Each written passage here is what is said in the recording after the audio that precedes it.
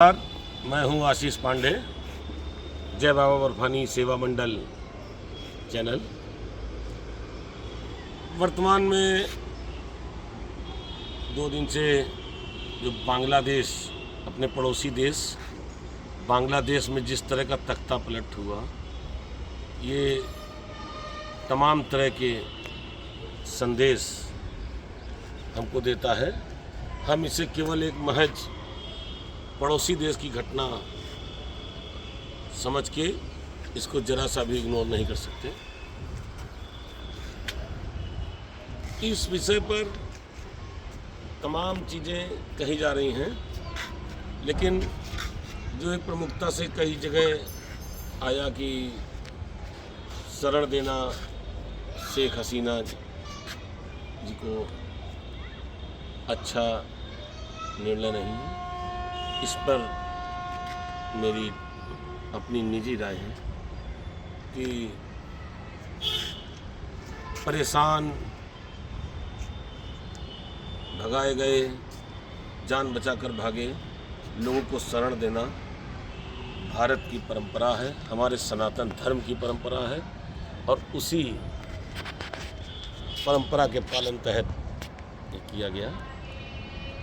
ये अलग बात है कि राजनीतिक दृष्टिकोण से ये शरण ज़्यादा दिन नहीं रखी जा सकती, क्योंकि जिस तरह से शेख हसीना के विरोध में वहाँ के युवाओं और लोगों का आक्रोश प्रदर्शन चल रहा है, उससे उनको यहाँ शरण देने में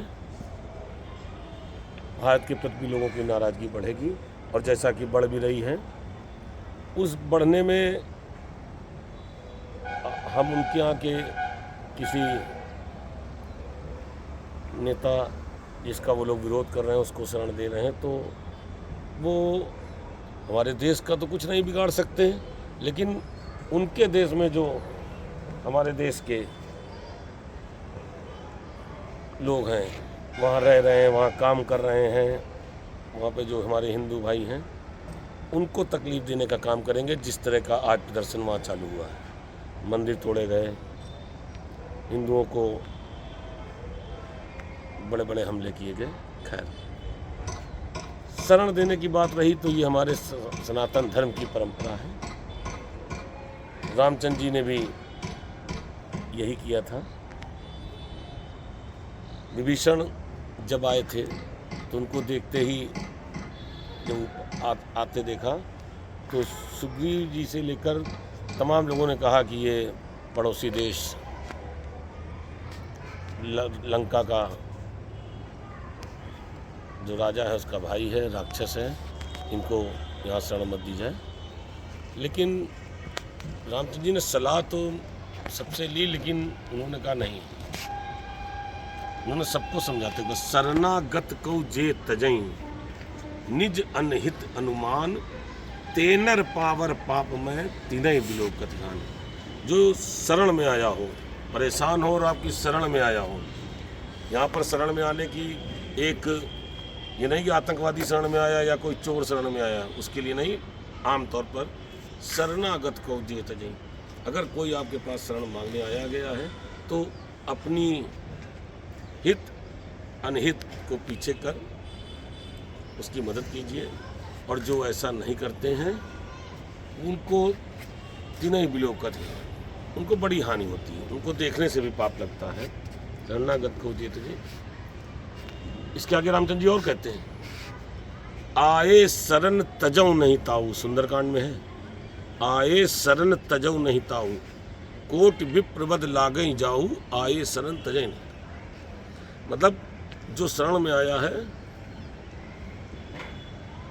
जिसने 100 ब्राह्मण का विवध किया हो, उसको भी मैं शरण में जरूर लूँगा, मैं उसको नहीं छोड़ सकता। तो कुल मिलाकर ये इस शरण देना गलत नहीं है। हमारी सरकार ने उनको शरण दी तो बिल्कुल ठीक है। वो और भारत देश इतना सक्षम भी है कि, और इससे पहले भी शेख हसीना को सन 1975 से लेकर सन 1981 तक वो यहाँ शरण पाई, और तब हालांकि इस तरह के हालात नहीं थे। उनके बच्चों ने भी यहीं पढ़ाई करी, तमाम तमिलनाडु में भी पढ़े थे वो लोग। कुल मिलाकर पड़ोसी देश पे जो ये चल रहा है, इस पर हमारे पल पल हमारे देश की नज़र है।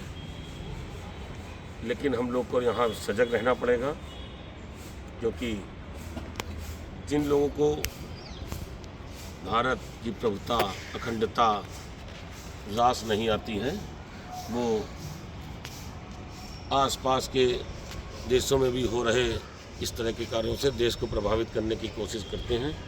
मेरा सभी राजनीतिक दलों से निवेदन है कि वो इस मसले पर कम से कम राजनीति न करें, और जो भी देश के प्रधान का, देश के प्रधान मतलब देश के राजा का, जो देश का अब राजा नहीं सेवक होते हैं, जो भी हमारे देश के प्रधानमंत्री हैं या जो भी हमारा राष्ट्र तय करेगा उसके साथ रहें। इस पर किसी तरह की किसी राजनीति से बचें, अफवाहों से बचें और सामंजस्य बनाए रहें। नमस्कार।